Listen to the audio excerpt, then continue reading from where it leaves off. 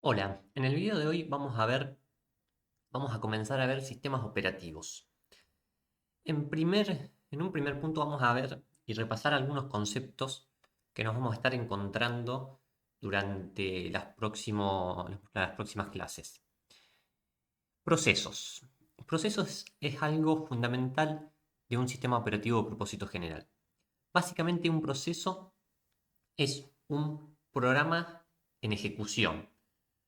Cuando nosotros damos doble clic, por ejemplo, en Windows a un programa y este se ejecuta, este programa básicamente lo que tiene asociado es un proceso. Este proceso está compuesto por un espacio de direcciones, es decir, todos los datos del programa y la pila que va a utilizar para su ejecución, una lista de ubicaciones de memoria donde puede leer y escribir según los permisos y según el alcance de su memoria, y un conjunto de recursos relacionados que permiten la ejecución normal del programa.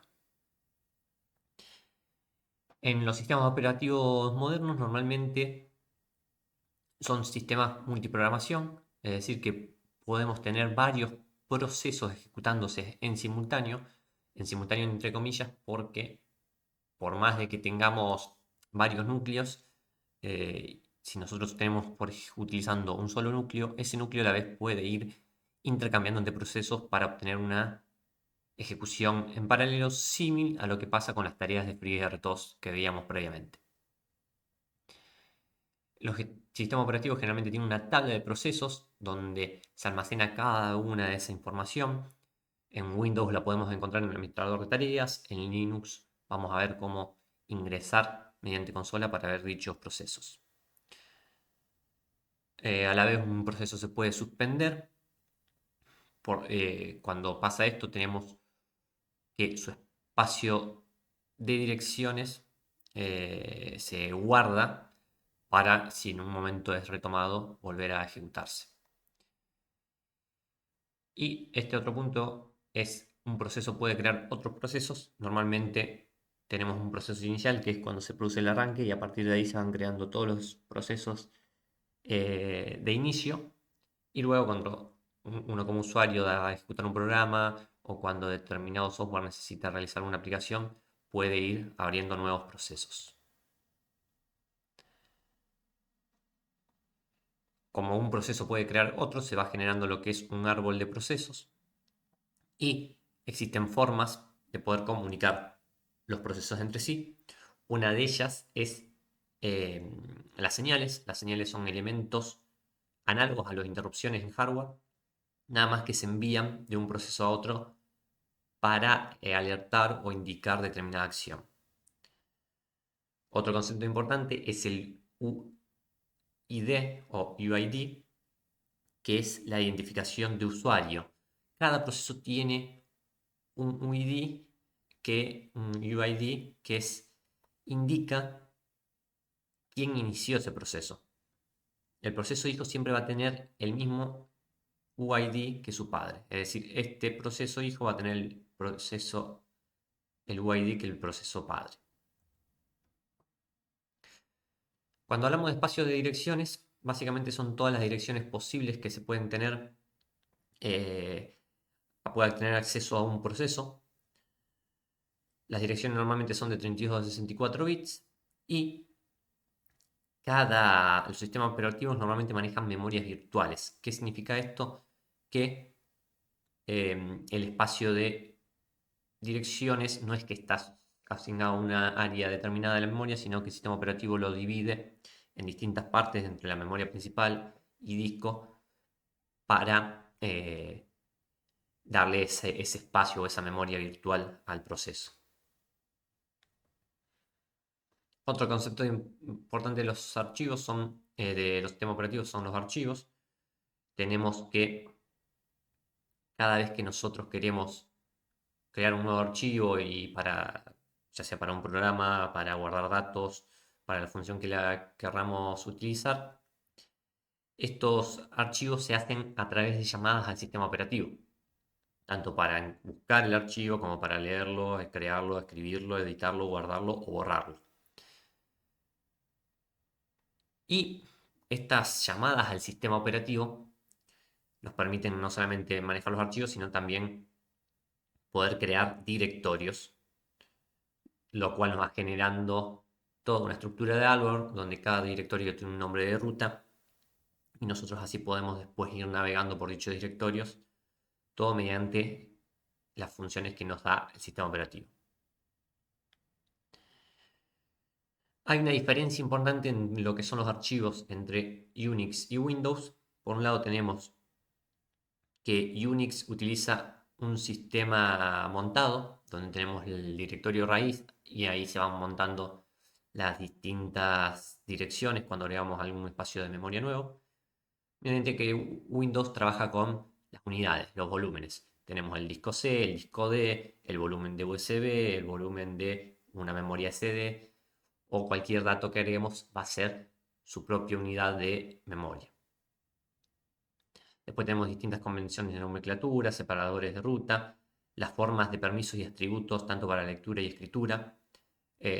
Unix tiene 3 niveles diferentes, también diferentes niveles de usuario. Windows tiene lectura, escritura eh, y el manejo de usuarios es distinto. Uno se loguea con un usuario y tiene el nivel administrador y nivel usuarios. Entonces hay algunas diferencias entre el manejo de archivos. Relacionado a los archivos están los pipes o los canales, que básicamente son formas que tienen de conectarse dos procesos. Otro concepto que vamos a estar utilizando son, bueno, entradas-salidas, cualquier dispositivo de entrada-salida, temas de protección en base a lo que les mencionaba eh, de lectura, escritura de archivos, seguridad. Y bueno, el tema de shell, la shell básicamente en Unix es la terminal, es la interfaz con la cual vamos a estar accediendo al sistema operativo, vamos a estar navegando por el menú, vamos a estar creando o haciendo llamadas al sistema. En cuanto a la estructura, los sistemas operativos se pueden dividir en sistemas monolíticos, como por ejemplo Linux.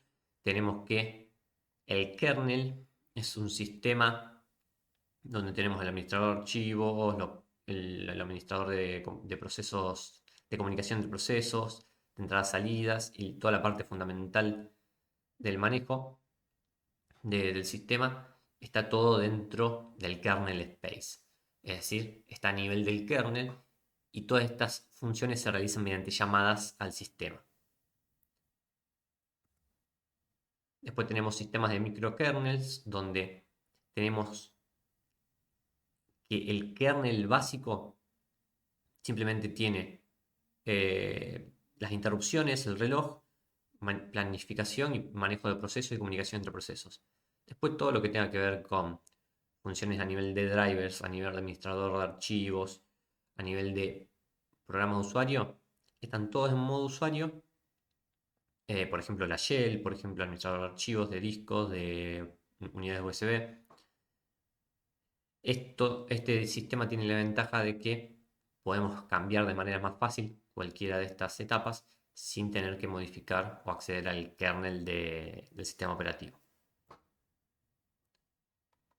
Después tenemos kernels híbridos, como por ejemplo lo que es la arquitectura de Windows, donde tenemos ciertas funciones como la entrada-salida, el administrador de memoria, procesos de hilos, la interfaz gráfica de Windows, todo eso está dentro del modo kernel, pero hay otras funciones que forman parte del sistema operativo pero están a nivel de usuario, que es la librería runtime, algunos servidores de sus subsistemas, todo lo que tiene que ver con los archivos de DLL, el kernel de 32, esas partes están a nivel de usuario.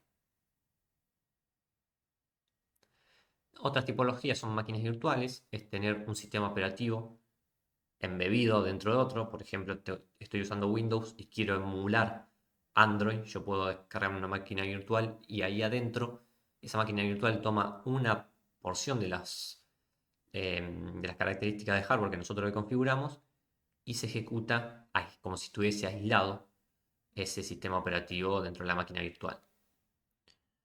Y otros conceptos como ERSO-kernels o kernel cliente-servidor, en los cuales nos vamos a entrar a detalle. Sí, que lo que vamos a profundizar son las llamadas del sistema. Es lo que nos va a permitir poder interactuar con el sistema operativo. Normalmente se conocen como syscalls, que es la abreviación de call system, de system calls en inglés. Básicamente las system calls nos permiten a nuestras aplicaciones que están a nivel de usuario acceder a los drivers de dispositivo o a sistemas del kernel que podemos necesitar. ¿Para qué lo vamos a usar en Linux? Para escribir en el sistema de archivos, para crear un nuevo proceso, para realizar operaciones de entrada-salida.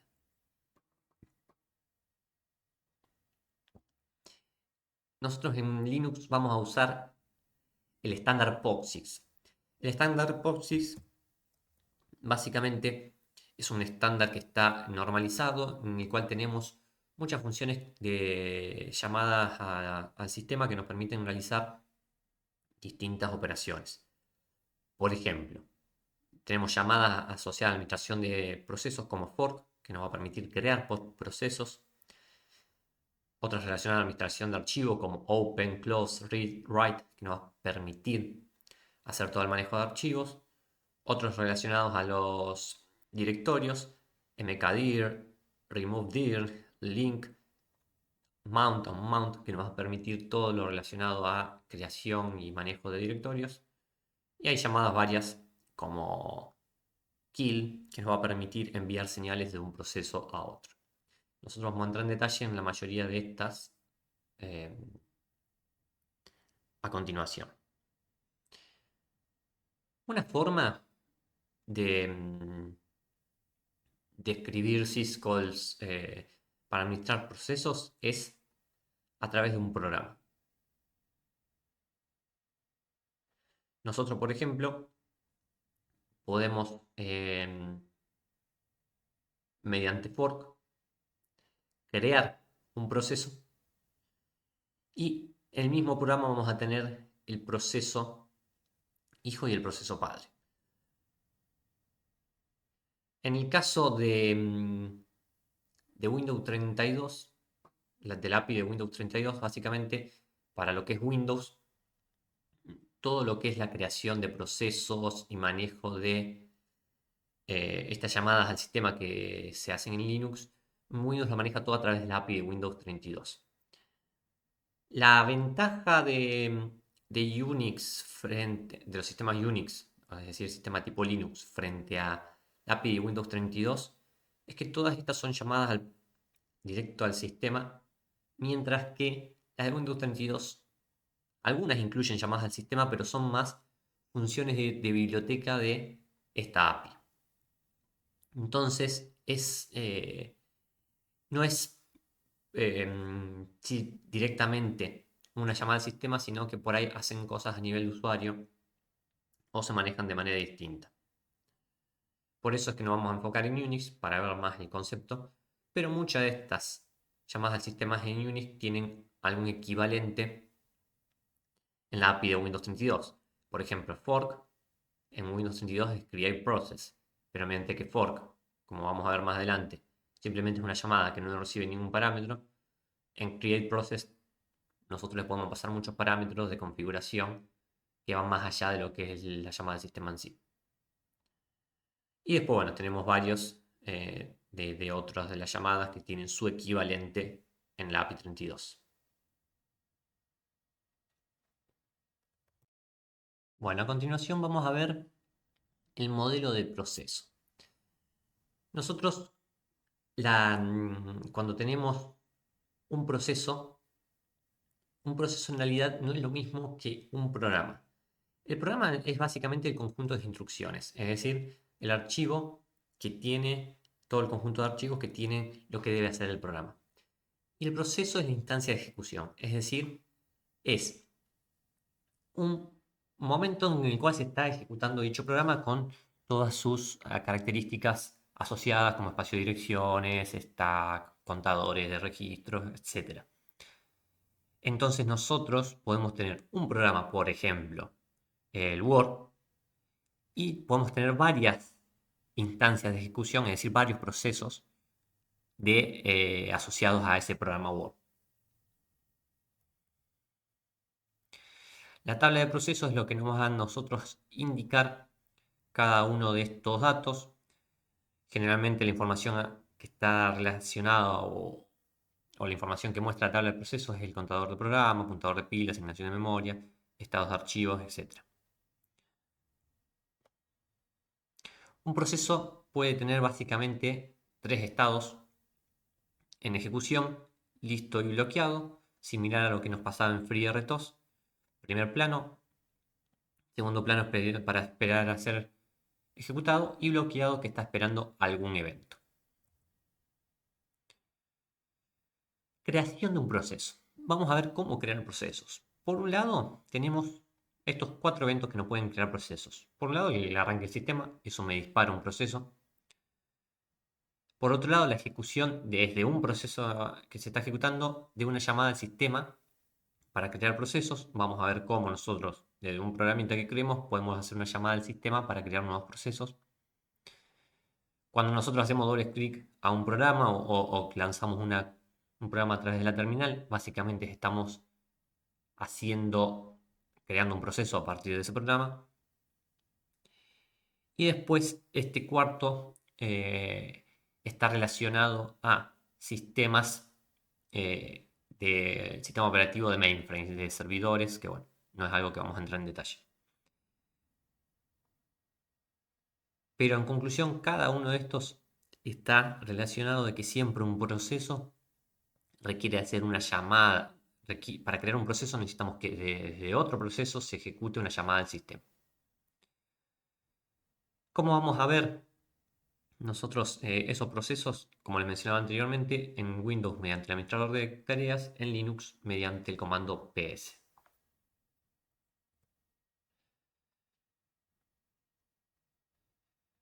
En los sistemas Unix, ya sea Linux o Mac, vamos a utilizar fork. Fork nos va a crear un clon exacto del proceso que hizo la llamada. De tal forma que el proceso que hace la llamada es el padre y el proceso creado es el hijo, y tienen la misma imagen en memoria, las mismas cadenas de entorno y los mismos archivos abiertos. Esto es muy importante tener en cuenta, que comparten cada una de estas variables. A diferencia de lo que nos pasaba en FreeRTOS de las tareas, que cada una tenía su stack de memoria. Para cambiar una imagen de memoria y ejecutar un nuevo programa, el proceso hijo puede ejecutar exec o una llamada al sistema similar. Hay llamadas al sistema que nos permiten cambiar justamente el tema de la memoria. En Windows tenemos el create process, que es el equivalente al fork, pero funciona de manera un poco distinto y a la vez tiene, podemos tener configuraciones a través de hasta 10 parámetros. Lo importante que ambos casos comparten es que una vez que se crea el proceso, el padre y el hijo tienen sus propios espacios de direcciones distintos. Misma imagen, memoria, misma cadena, mismos archivos abiertos, pero espacios de direcciones distintos. ¿Cómo vamos a crear un proceso? Acá tenemos un ejemplo. Tenemos un archivo main, tenemos esta variable PID, que es del tipo PID, digamos, Process ID, y una variable que vamos a utilizar en valor 3, y luego hacemos la llamada fork. Fork simplemente se hace una llamada sin pasarle ningún parámetro y devuelve el proceso el process ID dependiendo de si es el proceso padre o el proceso hijo. En esta línea 8 se crean una bifurcación. Se crea el proceso hijo. Nosotros en el proceso actual que está ejecutando es el proceso padre, se crea el proceso hijo. Y PID pasa a tener un valor distinto para cada uno de los procesos. Por un lado, el proceso padre devuelve el PID del hijo o -1. Por lo tanto, y el proceso hijo devuelve 0. Por lo tanto, si este PID es 0, significa que es el proceso hijo. Si es un valor distinto, significa que es el proceso padre. Y este PID va a ser el valor o el PID del proceso hijo.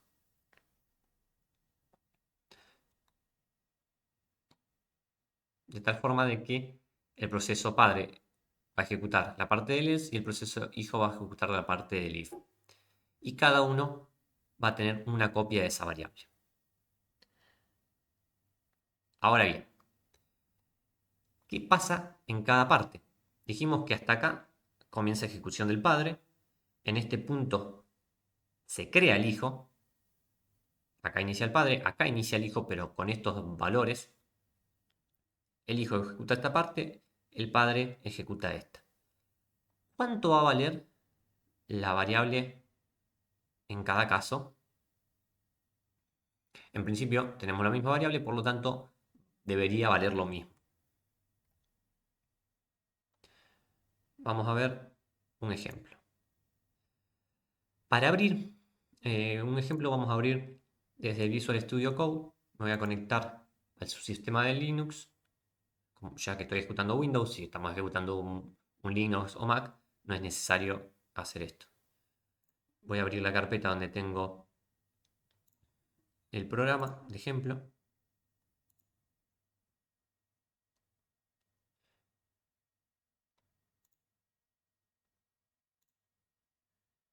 Y vamos a ejecutar. Acá ya tengo algunas cositas para que vean. Voy a ejecutar primero el programa tal cual.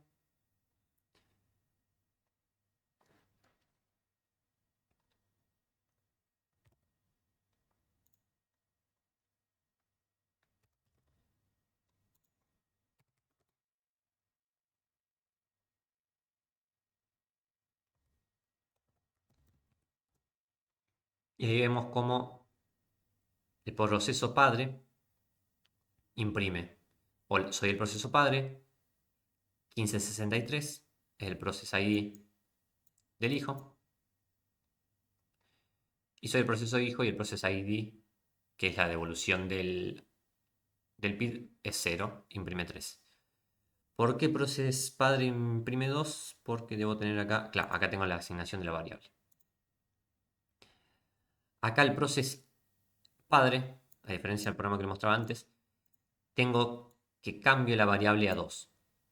Por lo tanto, el proceso padre. ¿Qué pasa si acá cambiamos y agregamos esta variable más? Vamos a ejecutar. Compilamos, ejecutamos. Vemos que el proceso hijo va a mostrar 4 y el proceso padre va a mostrar 2. ¿Por qué pasa esto? Porque la variable inicial vale 3, pero después cada uno tiene su espacio de direcciones, por lo tanto, son dos variables distintas a partir de cada proceso. Y cada una de las variables va a seguir su camino. ¿Qué pasa si después del if y del else agregamos código? ¿Qué piensan que puede pasar? Salimos del if y salimos del else. ¿Quién va a ejecutar esto? ¿El padre, el hijo o ambos? Compilamos, ejecutamos.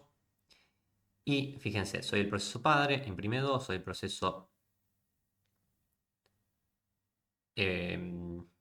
después variable 3, soy el proceso padre. ¿Sí? Por lo tanto, el proceso padre ejecutó esto. Después tenemos soy el proceso hijo, 0. Tengo 4 y después variable 5, soy el proceso 0, por lo tanto hijo. Ambos ejecutan el código. ¿Por qué? Porque está después del if y del else. Como decía anteriormente, es como si cuando creamos un proceso, todo el programa lo se creara una copia y seguiría la ejecución a partir de ese punto. Y la forma de diferenciar lo que haga un programa o el otro va a ser mediante esta variable PID, pero si salimos de ese if o de ese else, todo lo que se haga fuera de ese if else lo van a hacer ambos procesos. Ahora bien, ¿cómo finalizamos un proceso? Porque a partir de ahí se crean dos procesos y a lo mejor en un momento queremos finalizar. Tenemos varios puntos. Por un lado, una salida normal voluntaria mediante exit en Unix, exit process en Windows.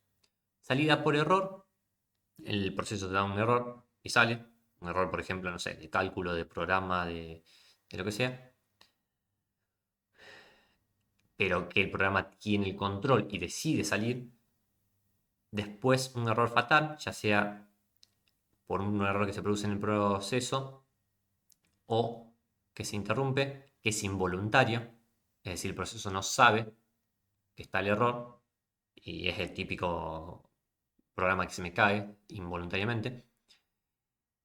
Y después puede ser eliminado por otro proceso que también es algo involuntario mediante llamada kill en Unix y mediante la llamada terminate process en Windows.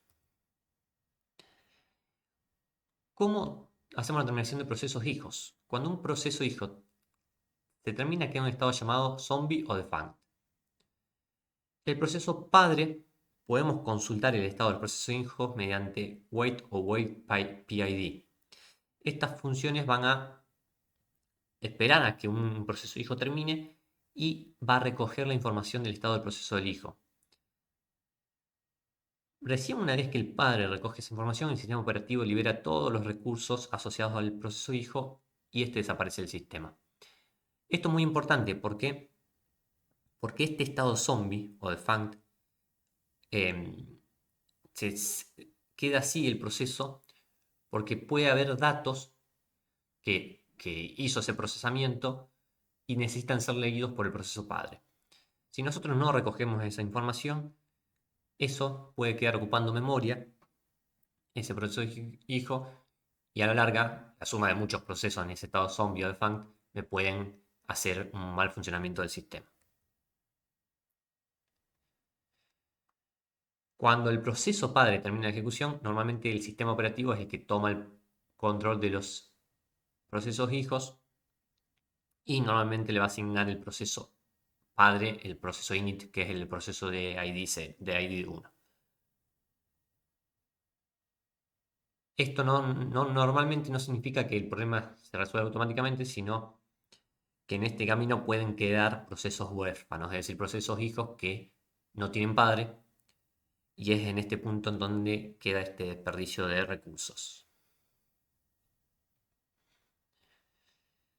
En esta tablita vamos a ver cada uno de los procesos de Linux, del estado de los procesos, ejecutando ready, stopped, esto mediante señal. Cuando se termina queda en estado zombie. Y después tenemos el estado ininterrumpible o interrumpible, que también es mediante señales o eventos. Estos procesos, cuando lo veamos a través de la consola, lo vamos a ver referenciados con estas letras R, D, S, T o Z. Ya después cuando veamos el ejemplo, hagamos el ejercicio en clase, lo vamos a ver mejor. Ahora vamos a ver el ejemplo para crear, para finalizar procesos. Voy a cerrar la carpeta. Y vamos a abrir la otra.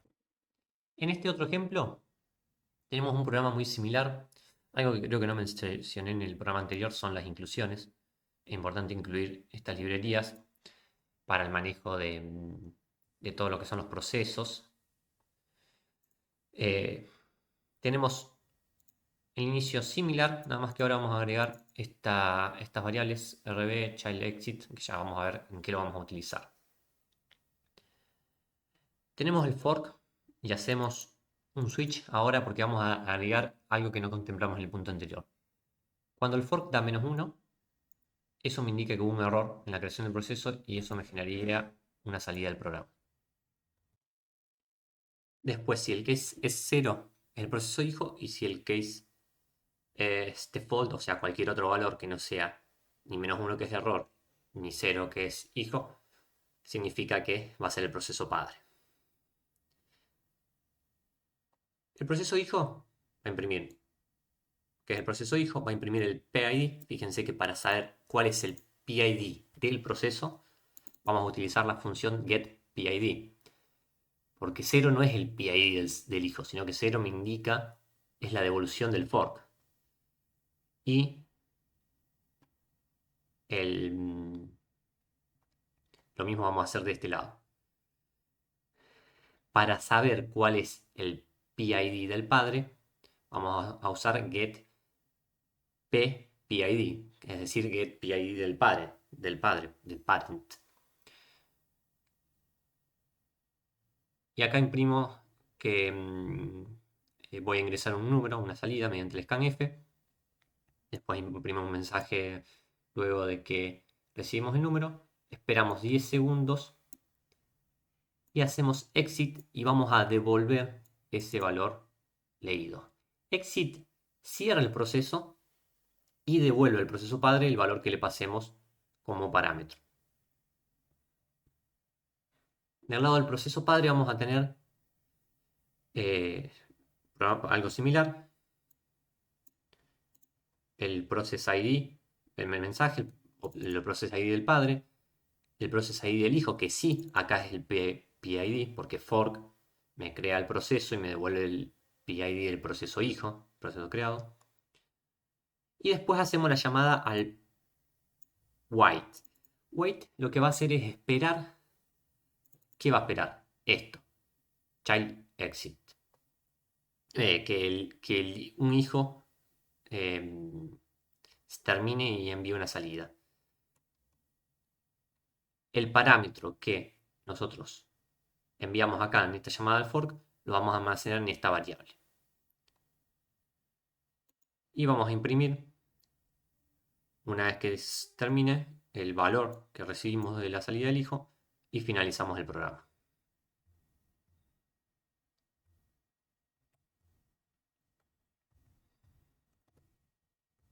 Compilamos, ejecutamos y vamos a ver la ejecución.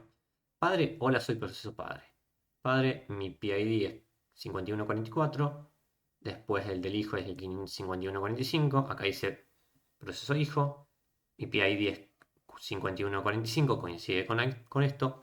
El PID del padre es 5144, coincide con eso.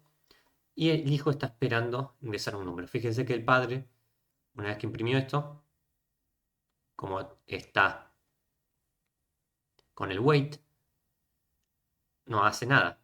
Nosotros una vez que ingresemos algo, voy a ingresar 5, el hijo sale y fíjense que todavía no, el padre no hace nada. Después de 10 segundos vamos a tener el mensaje del padre. Padre, la salida de mi hijo es 5, nos vemos. ¿Por qué esos 10 segundos? Porque acá teníamos este sleep de 10 segundos. Como para que veamos bien que hasta que el hijo no haga el exit, este wait no se va a ejecutar y el padre va a quedar bloqueado.